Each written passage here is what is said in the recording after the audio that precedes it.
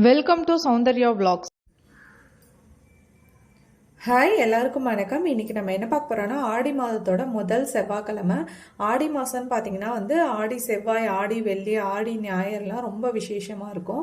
சுவாமிக்கு ஏதாவது வீட்டில் பண்ணோன்னா நம்ம ஏதாவது சிம்பிளாக ஒரு நைவேத்தியம் பண்ணி வச்சு சாமி கும்பிடலாம். அதில் எனக்கு இன்னைக்கு என்ன தோணுச்சுன்னா, இன்னைக்கு ஆடி செவ்வாய்ங்கிறதுனால எனக்கு என்னமோ இன்னைக்கு ராகி கூழ் பண்ணி வைக்கலான்னு தோணுச்சு சாமிக்கு இன்னைக்கு வீட்டில் நைவேத்தியமாக. அதனால் இன்னைக்கு நான் சாமிக்கு ராகி மாவு இருக்குல்ல, சக்தி ராகி பவுடர் வாங்கியிருக்கேன். இதில் ராகி கூழ் எப்படி பண்ணுறதுன்னு தான் பார்க்க போகிறேன். இப்போ வாங்க எப்படி பண்ணுறதுன்னு பார்க்கலாம். ராகி கூழ் பண்ண ஃபஸ்ட்டு ஒரு கிண்ணம் எடுத்துக்கிட்டேன். கிண்ணத்தில் பார்த்தீங்கன்னா உங்களுக்கு எவ்வளோ நீங்கள் பண்ண போகிறீங்களோ அந்த அளவுக்கு தேவையான அளவு ராகி பவுடரை சேர்த்துக்கோங்க ஸ்பூனில். நான் இன்னைக்கு 3 ஸ்பூன் சேர்த்துக்கிறேன். ஒரு பெரிய ஸ்பூன் வச்சு நல்லா முழுசாக ஒரு 3 ஸ்பூன் சேர்த்துக்கிறேன். இப்போ அந்த ராகி பவுடர் போட்டோம்ல, அந்த கிண்ணத்தில் தண்ணி சேர்த்துக்கலாம். நல்லா கட்டி இல்லாமல் கசிஞ்சு விட்டுருணும். கட்டி இல்லாமல் இந்த ஸ்பூன் இருக்குல்ல, இதை வச்சு நல்லா ஒரு கட்டி கூட இல்லாமல் நல்லா கிண்டி விட்டுடுங்க.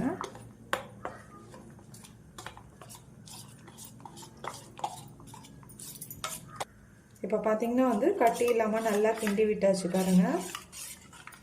அடுத்து இப்போ ஸ்டவ் ஆன் பண்ணி அடுத்தது பண்ணிடலாம். இப்போது ஸ்டவ் ஆன் பண்ணி பாத்திரம் வச்சுக்கலாம்.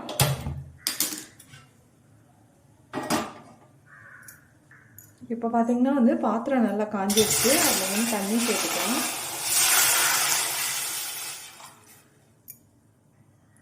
தண்ணி பார்த்தீங்கன்னா நான் 3 ஸ்பூன் சேர்த்தேன்ல, அதுக்கு மீடியம் சைஸ் டம்ளரை வச்சு 3 டம்ளர் தண்ணி சேர்த்துருக்கேன். இப்போது தண்ணி பார்த்தீங்கன்னா கொதிக்கிற ஸ்டேஜ் வந்துச்சு பாருங்கள். இந்த இடத்துல நம்ம ராகி மாவு கலக்கி வச்சுருந்தோம்ல, அது கொஞ்சம் கொஞ்சமாக சேர்த்துக்கலாம். சேர்க்கறதுக்கு முன்னாடி இப்படி ஸ்பூன் வச்சு அதை கிண்டி விட்டுருங்க. ஏன்னா அடியில் கட்டியாயிடும். அதனால இப்படி கிண்டி விட்டுட்டு கொஞ்சம் கொஞ்சமாக இப்போ சேர்த்துடலாம். இப்போது ஸ்டவ்வை சிம்மில் வச்சுக்கோங்க. சிம்மில் வச்சுட்டு கொஞ்சம் கொஞ்சமாக சேர்த்துடலாம்.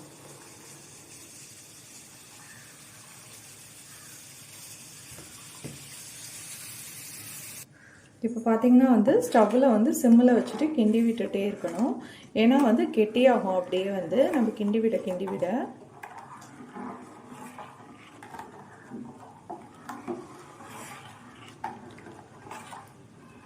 இப்போது பார்க்கும்போதே தெரியும். பார்த்தீங்கன்னா ஃபஸ்ட்டு நம்ம சேர்த்ததுக்கும் இப்போக்கி கொஞ்சோண்டு கெட்டியாக இருக்குது பாருங்கள்.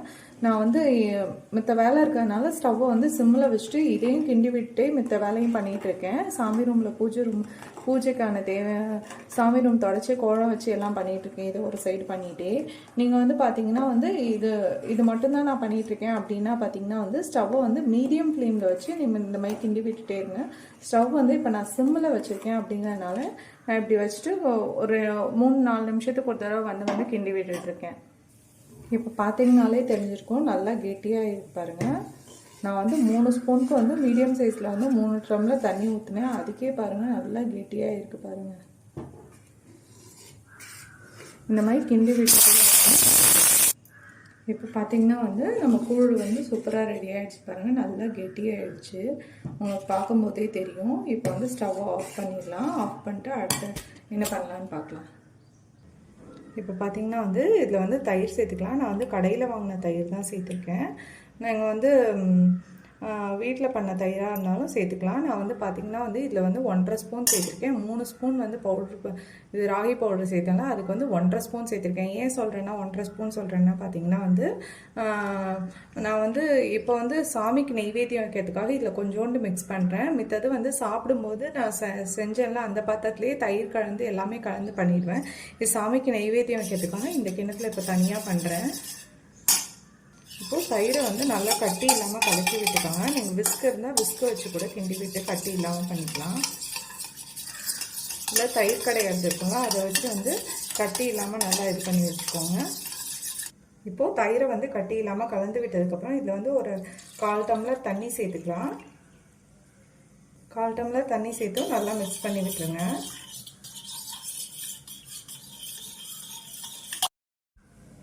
இப்போ பார்த்தீங்கன்னா நம்ம கூழ் செஞ்சு வச்சுருந்தோம்ல, அதை இந்த தயிரத்தில் சேர்த்துக்கலாம். உங்களுக்கு எவ்வளோ தேவையோ அது மாதிரி தகுந்த மாதிரி சேர்த்துக்கோங்க.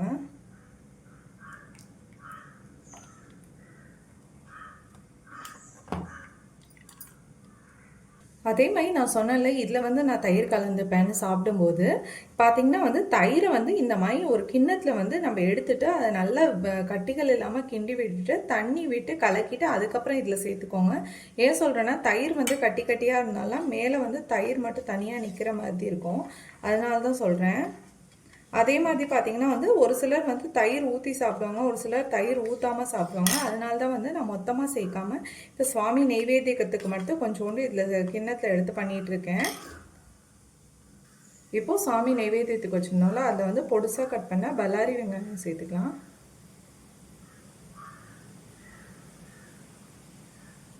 அதுலேயே பார்த்தீங்கன்னா வந்து பச்சை மிளகாய் சேர்த்துக்கிறேன்.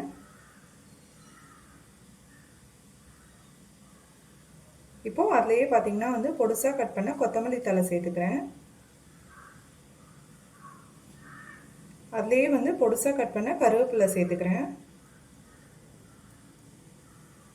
இப்போது இது எல்லாத்தையும் சேர்த்து நல்லா கிண்டி விட்டுடலாம். கிண்டி விட்டு நம்ம சாமிக்கு நெய்வேத்தியம் அப்போலாம் அந்த கிண்ணத்துக்கு மாற்றிடலாம். அதே மாதிரி பார்த்தீங்கன்னா வந்து நம்ம தேவையான போது இப்போ வந்து இது நான் இன்னும் மிக்ஸ் பண்ணல, இது வந்து சாமிக்காக மிக்ஸ் பண்ணிட்டேன்ல, அதில் வந்து தேவையான அளவு உப்பு சேர்த்துக்கலாம். தேவையான அளவு உப்பு சேர்த்துட்டு நம்ம குடிக்கும்போது இந்த மாதிரி தயிர் மிக்ஸ் பண்ணிட்டு அதில் வந்து உப்பு சேர்த்துக்கோங்க. இப்போது கூழ் பார்த்தீங்கன்னா வந்து சாமிக்கு வைக்கிறதுக்கு சூப்பராக ரெடி ஆகிடுச்சு. போய் சாமிக்கு நெய்வேத்தியம் வச்சு தீபாவளி காமிச்சிடலாம். சாமி ரூம் பார்த்தீங்கன்னா வந்து நான் எப்பயும் சொன்ன மாதிரி நான் வந்து காலம்பரையே கூட்டுறது வந்து நான் எப்பயும் கூட்டிடுவேன். சாமி ரூமை கூட்டி தொடச்சிடுவேன். நான் துணி வந்து தனியாக வச்சுருக்கேன்னு சொன்னால அந்த துணி வச்சு தொடச்சி கோலம் வச்சுட்டேன், விளக்கும் ஏற்றிட்டேன். இப்போ பார்த்தீங்கன்னா வந்து நம்ம ராகி கூழும் சாமிக்கு நெய்வேத்தியமாக வச்சாச்சு. இப்போ நெய்வேத்தியம் காமிச்சு தீபாவளி காட்டிடலாம். அதே மாதிரி சாமிக்கு பார்த்தீங்கன்னா நான் நெய்வேத்தியமாக இன்றைக்கி பால் வச்சுருக்கேன். இன்றைக்கி பார்த்தீங்கன்னா செவ்வாய்க்கிழமை. நான் செவ்வாய்க்கிழமை எப்பயுமே முருகனுக்கு நெய்வேத்தியமாக பால் வச்சு அதில் கல்கண்டு சேர்ப்பேன். அதனால வந்து இன்றைக்கி செவ்வாய்க்கிழமை எனக்கு கூழ் செஞ்சாலும் எப்பயும் பால் வைப்பேனே அப்படிங்கிற ஒரு இது இருந்ததுனால நான் இன்றைக்கி பாலும் சேர்த்து வச்சுருக்கேன். நீங்கள் முடிஞ்சால் பால் மட்டும் கூட வைக்கலாம். நான் அன்றைக்கே சொன்னேன், நெய்வேத்தியங்கிறது பார்த்திங்கன்னா வந்து நம்ம வெறும் பால் இல்லை வெத்தலைப்பாக்கு வாழைப்பழம் வச்சு சாமி கும்பிட்டா கூட போதும். நான் வந்து முடிஞ்சது இன்றைக்கி கூழும் பாலும் செஞ்சுருக்கேன். நீங்கள் வந்து உங்களால் முடியலைன்னா வெறும் பால் மட்டும் கூட காய்ச்சி அதில் வந்து நாட்டு சர்க்கரை இல்லை இந்த மாதிரி கல்கண்டு போட்டு வைக்கலாம், இல்லை வெல்லம் சேர்த்து வைக்கலாம்.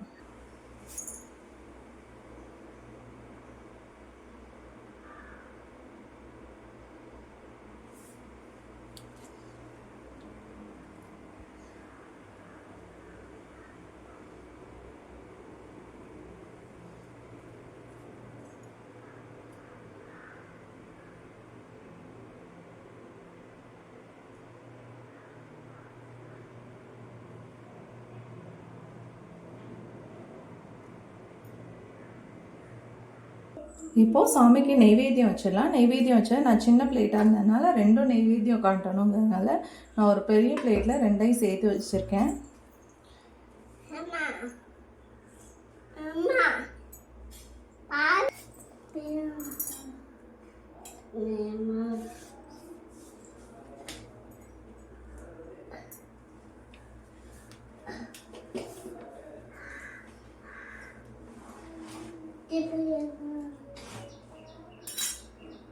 இப்போது சாமிக்கு பார்த்தீங்கன்னா நெய்வேத்தியம் காட்டியாச்சு. அடுத்து தீபாவளி காட்டிடலாம். அதே மாதிரி நான் ஒரு சின்ன தப்பு பண்ணிட்டேன், அது தெரியாமல் பண்ணதுனால சாமி மன்னிச்சிடுவாங்கன்னு எனக்கு ஒரு தெரிஞ்சு பண்ணாதான் அது இது தெரியாமல் பண்ணதுனால சாமி மன்னிச்சிடுவாங்கன்னு எனக்கு ஒரு நம்பிக்கை இருக்குது. நான் என்ன பண்ணிட்டேன்னா வந்து கூழ் காய்ச்சினால அதில் வந்து சாமிக்கு நெய்வேத்தியம் வைக்கும்போது எப்பயும் வெங்காயம் சேர்க்காம நெய்வேத்தியம் வைக்கணும். எந்த நெய்வேத்தியம் வச்சாலும் சாமிக்கு வந்து வெங்காயம் வெள்ளை பூண்டுலாம் சேர்க்காம தான் சாமிக்கு நெய்வேத்தியம் வைக்கணும். அமாவாசை அன்னைக்கும் பார்த்தீங்கன்னா வந்து நம்ம சமைக்கும் போது வெங்காயம் சேர்க்காம சமைப்போம். அது மாதிரி சாமிக்கும் வந்து வெங்காயம் சேர்க்காம வைக்கணும். நான் வந்து பொடுசாக கட் பண்ண வெங்காயம் கூழில் சேர்த்துட்டேன், அது ஏதோ மறந்து போய் சேர்த்துட்டேன். நீங்களும் சேர்த்துடாதீங்க, நான் சேர்த்ததுனால நான் சொல்லிடலான் தான் இப்போ சொன்னேன்.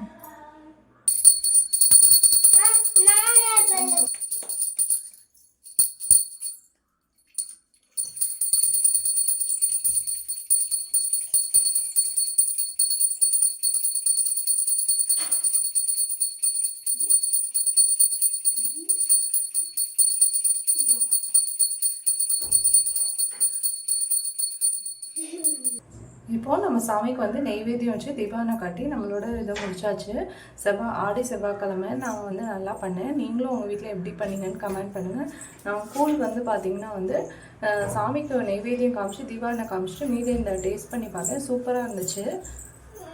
செவ்வாய்க்கிழமையிலே பார்த்திங்கன்னா இது முதல் செவ்வாய் தான். இன்னும் 3 செவ்வாய் இருக்கும். நீங்களும் உங்களால் முடிஞ்சால் இதை வீட்டில் கண்டிப்பாக ட்ரை பண்ணி பாருங்கள். சாமிக்கு நெய்வேத்தியமாக வச்சு பார்த்துட்டு எப்படி இருக்குன்னு கமெண்ட் பண்ணுங்கள். தேங்க்யூ.